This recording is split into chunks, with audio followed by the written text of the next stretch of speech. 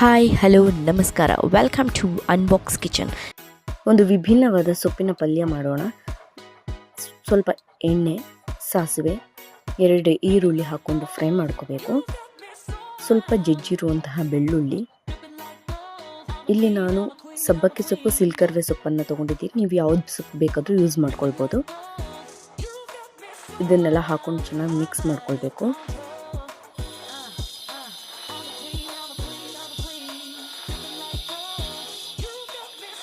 ಇದಕ್ಕೆ ಟೊಮೆಟೊ ಎಷ್ಟು ಹಾಕ್ತಿರೋ ಅಷ್ಟು ಚೆನ್ನಾಗಿರುತ್ತೆ. ಇಲ್ಲಿ ನಾನು 2 ಟೊಮೆಟೊ ಯೂಸ್ ಮಾಡಿದ್ದೀನಿ.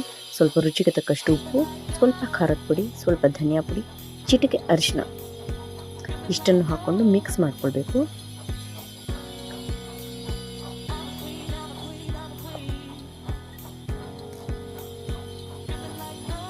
ಒಂದು 5 ನಿಮಿಷ ಲಿಡ್ನ ಕ್ಲೋಸ್ ಮಾಡೋಣ.